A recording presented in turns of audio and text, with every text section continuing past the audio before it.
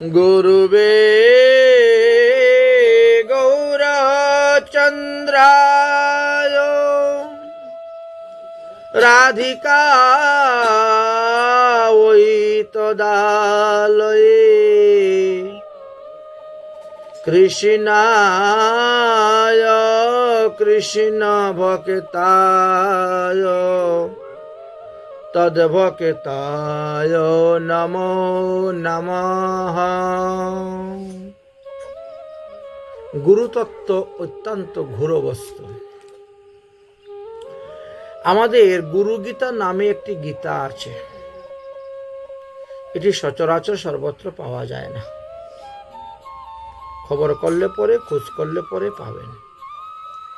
পাণ্ডব গীতা, গুরু গীতা, কপিল গীতা, গর্ভ গীতা আর শ্রীমদ্ ভগবদ গীতা। তো শ্রীমদ্ ভগবদ গীতাটা সবাই সর্বত্র পাচ্ছে, অ্যাভেলেবল পাওয়া যায় সব জায়গায়, কিন্তু অন্যান্য গীতাগুলা পাওয়া যায় পুরো কম। এই গুরু গীতার মধ্যেই গুরুতত্ত্ব সম্পর্কে বিশেষভাবে আলোচনা করে গিয়েছে, নামটাই গুরু গীতা। গুরুতত্ত্ব সম্পর্কে আলোচনা করেছে। মহাদেব পার্বতীকে গুরুতত্ত্বের কথা বর্ণন করেছেন। কোনো এক সময়ে পার্বতীর মনে একটি সন্দেহ হয়েছিল যে আমাকে ঘরের মধ্যে রেখে দিয়ে উনি প্রতিদিন কোথায় যান, কি করেন। জিজ্ঞাসা করবে, কারণ স্ত্রীর অধিকার আছে স্বামীকে জিজ্ঞাসা করার। স্ত্রী তো স্বামীর অর্ধাঙ্গিনী, এই জন্য তার অধিকার আছে জিজ্ঞেস করা। কোন একদিন কৈলাস শিখরে রম্যে গৌরী পৃচ্ছতি শঙ্করম ব্রহ্মাণ্ড অখিল নাথম সৃষ্টি সংহার কারকম। একদিন কৈলাস পর্বতের উপরে বসিয়া দেবী পার্বতী মহাদেবকে প্রশ্ন করলেন, হে দেবাদি দেব, দেব দেব মহাদেব, আপনি তো এই অনন্ত ব্রহ্মাণ্ডের নাথ, আপনি স্বয়ংই সৃষ্টি স্থিতি এবং সংহার তিনটি কার্য করিয়া থাকেন। তাহলে আমাকে ঘরে রেখে তুমি কোথায় যাও? তুমি কার মন্ত্র পাঠ করো, কার মন্ত্র জপ করো, তুমি আবার কার ধ্যান করো? পার্বতী তিনি এটি মনে করতেন যে মহাদেবী স্বয়ং ভগবান, তিনি সৃষ্টি স্থিতি সংহার আদি সবকিছু করে থাকেন। তমেব পূজ্যসে লোকে ব্রহ্মা বিষ্ণু সুরাধিবি, তোমাকে পৃথিবীর সকলে পূজা করে, এমনকি ব্রহ্মা আসলে বড় দেখলাম যে তোমাকে নমস্কার করেন, বিষ্ণু আসলেও দেখি তোমাকে নমস্কার করেন, আর ৩৩ কোটি দেবতা সকলেই তোমাকে নমস্কার করেন, প্রণাম করেন। তমেব পূজ্যসে লোকে ব্রহ্মা বিষ্ণু সুরাধিবি নিত্যং পটসি দেবৈশ্য কৈশ্যম স্তোত্রম মহেশ্বরম। তার তুমি আবার কার মন্ত্র জপ করো, তুমি আবার কার ধ্যান করো? তুমি সতত আমাকে গৃহে রাখিয়ে প্রতিদিন অমরনাথের গুফাতে চলে যাও, ওখানে বসে বসে তুমি কি মন্ত্র জপ করো, কি ধ্যান করো, আমি তো কিচ্ছু বুঝতে পারছি না, আমার মনের মধ্যে আশ্চর্য লাগতেছে। আশ্চর্যম ইদম মন্তব্যম আশ্চর্যম ইদম অন্তম জায়ন্তে মম শঙ্কর তৎপ্রাণেশ্ব মহাজ্ঞাতম সংশয়ম ছিদ্রম শঙ্করম। তুমি আমাকে এই সমস্ত ঘটনা বলবে। তোমার এই হাবভাব দেখে আমি অত্যন্ত আশ্চর্য হচ্ছি, চিন্তিত হচ্ছি। আমার মনে সন্দেহ হচ্ছে যে তুমি আসল ভগবান না অন্য কেউ আসল ভগবান। তুমি স্বয়ং ভগবান না অন্য কেউ স্বয়ং ভগবান? দেখো, আমি তো তোমার অর্ধাঙ্গিনী। অতএব যদিও এই সমস্ত তত্ত্বকথা অত্যন্ত গোপনীয় হয়ে থাকে, তথাপিও তাহা তুমি আমাকে প্রকাশ করে বলতে পারো, যেহেতু আমি তোমার অর্ধাঙ্গিনী। আর আমার এই সমস্ত প্রশ্নের উত্তরটা তুমি দিয়ে আমার মনের সন্দেহটা দূর করো। মহাদেব তখন পার্বতীকে বলছেন, হে দেবী, দত্তে চ সিদ্ধ হানিশা তসমাদ যত্নেন গোপয়েত। কিছু কিছু জিনিস আছে বললে পরে সিদ্ধি লাভ হয় না, ওটা গোপন রাখতে হয়, সবার কাছে বলা যাবে না।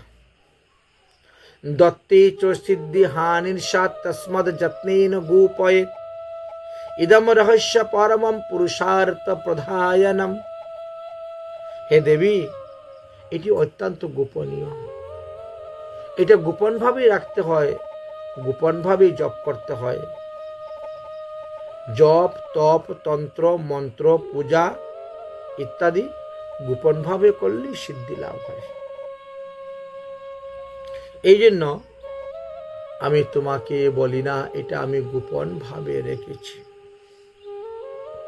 বলা যাবে না। গুরু মন্ত্র, গুরুর আদেশ ছাড়া অন্য কাউকে বলতে নাই। বললে পরে কি হয়, সেখানে ভজন শক্তিটা কমে যায় এবং সিদ্ধি লাভ হয় না। এই জন্যই অন্য কাউকে দীক্ষা দিতে গেলেও গুরুর আদেশ নিয়ে দীক্ষা দিলে পরে সেই শক্তিটা নষ্ট হবে না। পার্বতী তখন বলছেন, যদিস্তু ময়ূকারিণ্যম যদ্যস্তিং ময়িতি দয়া যৎ তয়া গ্রস ইদম তৎসর্বং তে শ্রুতমম প্রভু। হে স্বামিনী, যদি আমার প্রতি তোমার করুণা হয়, যদি আমার প্রতি তোমার দয়া হয়, তাহলে নিজ গুণে কৃপা করে আমার নিকটে সেই সমস্ত গোপনীয় বিষয়গুলো বলুন। আমি তো তোমার অর্ধাঙ্গিনী, আমি শুনতে চাই। মহাদেব বলছেন, হে পার্বতী, যত ময়া কথিতং নৈব তন্ত্রে শাস্ত্রেণ কদাচনম। আমি একটা তন্ত্রশাস্ত্র রচনা করেছি, সেখানো পর্যন্ত আমি এই কথাগুলা বলি নাই, গোপন রেখেছি। কিন্তু আজ তব স্নেহানম প্রবক্ষ্যামি ভক্তাম অধৈর্যং মুমুক্ষুভি। আজকে তোমার প্রেমেতে বশীভূত হয়ে আজকে তোমাকে সেই গুরুতত্ত্ব বিষয় নিয়ে আমি আলোচনা করে তোমাকে বলবো।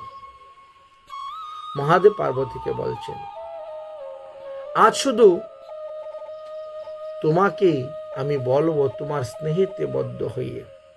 কথাগুলি অত্যন্ত গোপনীয়।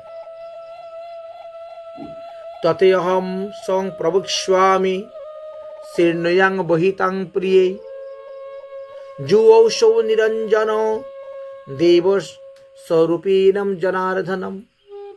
এই জগতের মানুষ আমাকে ভগবান বলে মনে করে, এটা তাদের ভুল ধারণা। আমাকে নিরঞ্জন বলে মনে করে, এটাও ভুল ধারণা। কারণ বাস্তবে আমি নিরঞ্জন নই। আসল নিরঞ্জন তো হলেন সচিদানন্দ ঘন স্বরূপ ভগবান শ্রীকৃষ্ণ। তিনার শত রজ তম 3 গুণে আমরা ব্রহ্মা বিষ্ণু মহেশ্বর 3 জন সৃষ্টি হয়েছি।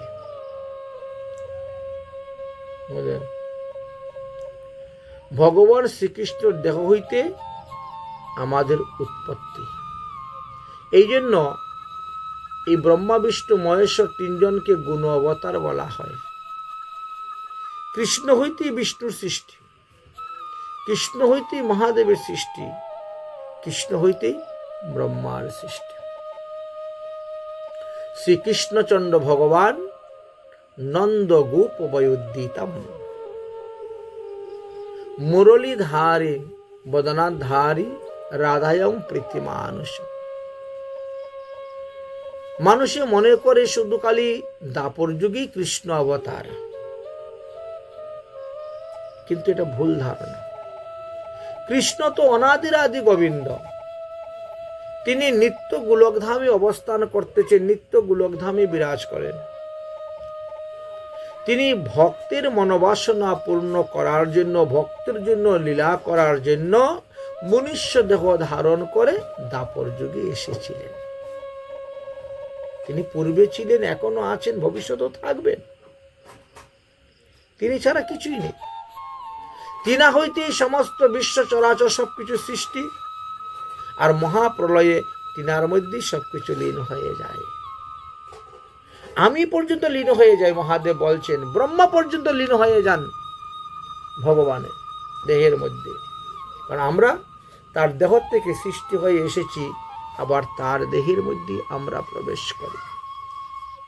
মানুষ যেমন পঞ্চভূত থেকে সৃষ্টি হয়ে আসে, মরার পরে আবার তার পঞ্চভূতই তার দেহটা লীন হয়ে যায়, ঠিক তেমনি ভাবে আমরা, যদিও দাপর যুগে 3 কৃষ্ণ লীলা করে গিয়েছেন, তার মধ্যে শ্রীকৃষ্ণচন্দ্র ভগবান নন্দ গোপ বরুদ্দিতম, নন্দনন্দন যে কৃষ্ণ ছিলেন তিনি হলেন স্বয়ং ভগবান।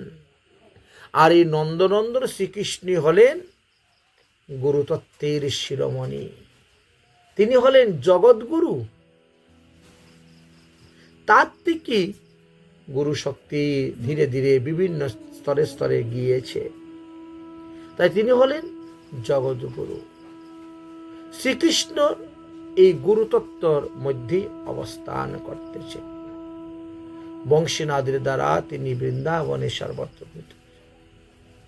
শ্রী গোবিন্দ নিজেও রাধারানীকে গুরুতত্ত্বের কথা আলোচনা করে বলেছেন। অন্যের কথা আর কি বলবো। নিরঞ্জনায়াত সমপন্না ময়োধীত জগৎমহি, হে পার্বতী, আমি বা ভগবান বিষ্ণু বা ব্রহ্মা, আমরা সকলেই শ্রীকৃষ্ণের অধীনে থাকি। তিনার আজ্ঞা অনুসারে আমরা কাজ করে থাকি। তিনার আদেশ পালনটাই হলো আমাদের কাজ। বিষ্ণুকে বলছেন তুমি পালনকর্তা, ব্রহ্মাকে বলছেন তোমার কাজ সৃষ্টিকর্তা, আর আমাকে অত মহাদেব তোমাকে বলছে কি সংহার কর্তা। এই সৃষ্টি স্থিতি সংহার আমরা 3 জনেই করে থাকি। অতএব কৃষ্ণই হলেন জগৎ পিতা, শ্রীকৃষ্ণ আমাদেরও পিতা। তিনি জগৎ পিতা, তিনি সকলের পিতা। তার ভজন করাটাই হলো প্রত্যেকটা জীবের মুখ্য কর্তব্য উদ্দেশ্য। জগতের পিতা কৃষ্ণ জেনা ভোজে বা পিতৃদুহি প্রাতকির জন্মে জন্মে তাপ, শাস্ত্রে বলে গেছে। যারা কৃষ্ণ ভজন ছেড়ে দিয়ে অন্যান্য দেবদেবীর পূজা করে, অন্যান্য দেবদেবীর ভজন করে, অন্যান্য দেবদেবীকে ভগবান রূপে সেবা যত্ন করে যাচ্ছে, তারা ভুল পথে যাচ্ছে। শ্রীকৃষ্ণেন তত প্রুক্তাম রাধায় নারদায় চ, শ্রীকৃষ্ণ হইতে এই যে শ্রীকৃষ্ণের অষ্টাদশাক্ষর বীজ মন্ত্র, সেই মন্ত্র প্রণবযুক্ত মন্ত্র তিনি রাধারানীর কর্ণে প্রবেশ করেছিলেন। রাধারানী কৃপা করে সেই মন্ত্র নারদকে দিয়েছিলেন, আর নারদ ঋষি কৃপা করে আমাকে সেই মন্ত্র দিয়েছেন। এই জন্য লোকে আমাকে বৈষ্ণব বলে। মহাদেব পার্বতীকে বলছেন, শ্রীকৃষ্ণ রাধারানীকে দিয়েছেন, রাধারানী নারদকে দিয়েছেন, আর নারদ আমাকে দিয়েছেন। তাহলে নারদ পরম বৈষ্ণব। ততো নারদ সর্বে বিরলা বৈষ্ণবস্ততা। কোন বৈষ্ণবের মুখ থেকে যদি কৃষ্ণ মন্ত্র, বিষ্ণু মন্ত্র আপনার কানে প্রবেশ হয়, তবে গিয়ে আপনি বৈষ্ণব। অবৈষ্ণবের মুখ থেকে কৃষ্ণ মন্ত্র প্রবেশ হলে, বিষ্ণু মন্ত্র প্রবেশ হলে আপনি বৈষ্ণব হতে পারেন নাই। ততো নারদ সর্বান বিরলাম বৈষ্ণবস্ততা। এই জন্য সর্বশাস্ত্রে নারদকে পরম বৈষ্ণব বলা হয়েছে। নারদের মতন বৈষ্ণব পৃথিবীতে দ্বিতীয় কোথাও পাওয়া যাবে না। নারদের মুখ থেকে আমি মন্ত্র পেয়েছি বলে আমিও বৈষ্ণব। এই জন্য লোকে বলে বৈষ্ণবানাম যথা শম্ভু। মহাদেবের মতন বৈষ্ণব কেউ নাই। বৈষ্ণবানাম যথা শম্ভু। তাহলে বৈষ্ণব কি করেন? ভগবানের প্রসাদী দ্রব্য পান। যে বৈষ্ণব সে কখনো ভগবানের অপ্রসাদী দ্রব্য পায় না। এই জন্য মহাদেবকে যদি কেউ ভগবান শ্রীকৃষ্ণের প্রসাদী দ্রব্য দ্বারা পূজা করে, ভোগ লাগায়, আরতি করে, মহাদেব সন্তুষ্ট, প্রসন্ন, খুশি হয়ে যায়। কিন্তু আমানি ভগবানকে প্রসাদী না করে যদি কেউ করে, এতে মহাদেব সন্তুষ্ট হন না, প্রসন্ন হন। কৃষ্ণেন উক্ত রাধিকায় ময়া প্রুক্তম তয়া শিবি নারদ ময়া প্রদুক্তেন নারদেন প্রকাশিতম। তাহলে সেই রাধা এবং কৃষ্ণের বীজ মন্ত্র, রাধা এবং কৃষ্ণের গায়ত্রী মন্ত্র, ও তো আমি নারদ দেবর্ষি নারদের নিকট থেকে প্রাপ্ত হইয়াছি। এই যে নারদ আমার গুরু, যে মন্ত্রের প্রভাবে আজ আমি সংসারে বৈষ্ণব নামে অভিহিত হইয়াছি। হে দেবী, তুমি তো বিষ্ণু মন্ত্রে দীক্ষা গ্রহণ করো নাই বলে তোমাকে কেউ বৈষ্ণব বলে না। তাহলে এবার বুঝতে পেরেছ কি মন্ত্রের প্রভাবে আমি বৈষ্ণব হয়েছি।